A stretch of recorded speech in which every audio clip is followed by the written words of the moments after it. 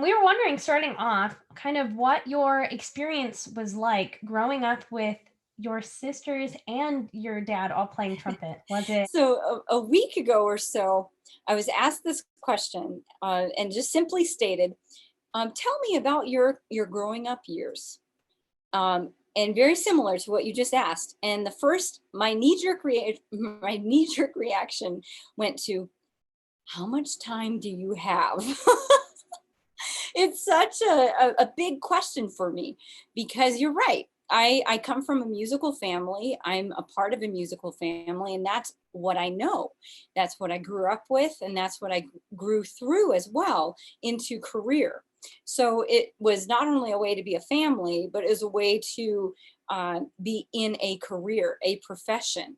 Uh, my dad, Ron Stoneback, Dr. Stoneback, he started out on trumpet when he was 3 years old. And his grandpa, my grandpa, his dad, Orvin played trumpet as well, cornet specifically. He didn't like the trumpet, but so dad was a rebel playing the trumpet and jazz too. But let me get back on track. So he started at a very young age. So when we were growing up, we always wanted to play trumpet.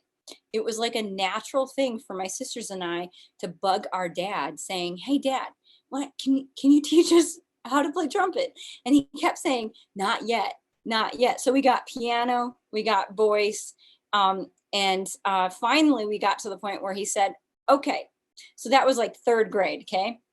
So he said, "Get the trumpet out of the case," and then he taught us like low C. And so we each played along low C. And he's like, "Then bring it back, and I'll tell you what to do next." So we were like so eager. All of us, we learned low C. And we brought it back and we're like, "Hey, we did this, we did this." And he's like, "Put it in the case." So for 2 years, we had it in the case. And then summer going into our fifth grade year was when he actually started officially teaching us the trumpet. So by the time that we came to our elementary band tryout, the instrument animal farm day type thing, instrument zoo day, essentially, we all knew our scales. And we had them memorized. So we'd say, "Well, we want to try the trumpet," and then each of us would play our scale. And our director, Mr. Bashand, was like, "Oh, where did these guys come from?" And so it was something. And just that little snapshot really just depicts the vibe and tone also of our growing up years. You would think that siblings doing the same thing, the same instrument, would be super competitive. Um, and it just wasn't the case. It was a supportive competitive. So, I mean, I remember Saturdays where we would spend hours in lessons. Our dad uh, was an educator at different schools throughout those years. And I mean, he would teach all week and then he'd teach us on the weekends. And then in the evenings, we'd play together. But those lessons on the weekends were very formative for each of my sisters and I. They'd be lasting anywhere from 2 to 6 hours. And we, uh, we almost got lessons like times three or times four because I would have a lesson on something and then I would hear Mary doing something in the room over and I'm like, "Oh, I did that the other day." And so I'd go over to her room and I'd be like, "Oh, Mary, I had a lesson on that. This is how you have to do that." And then Kristen would do the same to me, or we would just do that for each other. So we were always affirming each other in what we were learning. And it just kept spurring us on. Uh, Another example of like the kind of that teamwork that we fostered, and I believe our parents fostered it as well. It wasn't just us. Um, uh, we saw an advertisement on TV that was for the Disney Young Musician Symphony Orchestra. And it was this summer thing that would happen. I don't know, you might remember it, Lauren, maybe. Yeah. But they had that summer orchestra where people would audition from all over the, I believe it was the world. that scope, and they send in their audition tapes. And we saw an advertisement, and as we were watching Disney, and we're like, oh, that would be cool. And so we go up to our dad and we're like, hey dad, we want to do the Disney's Young Musician Symphony Orchestra. What do we do? And he simply said, practice. So we're like, well, let's do it. So that was leading into our 6th grade year. And our 6th grade year found us submitting those tapes and getting invited to go to the final live audition round in Chicago.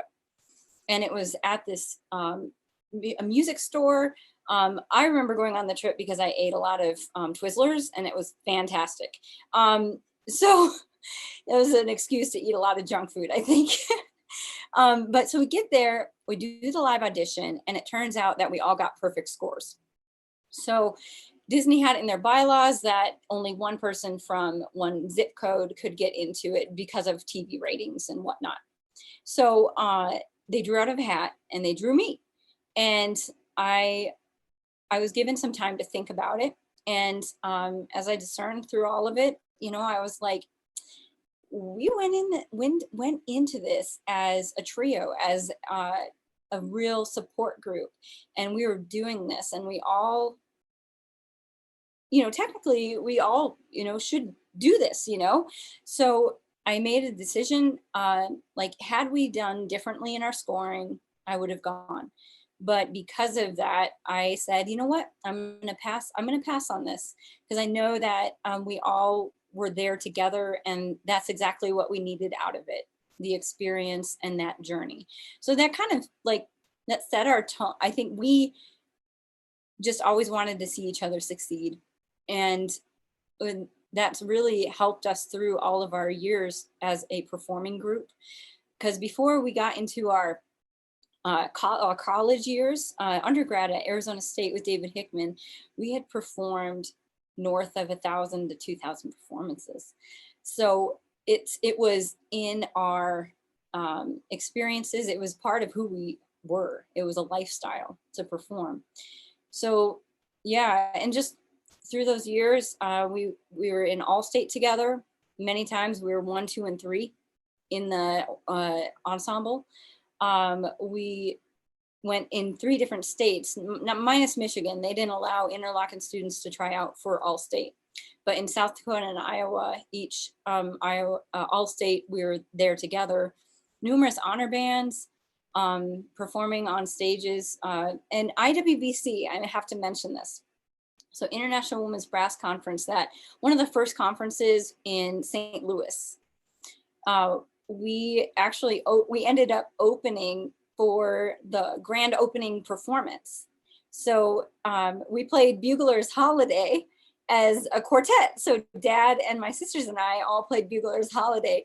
And that was essentially the moment when both Susan and Marie kind of wrapped their wings around us, and were very pivotal in our formative years as well.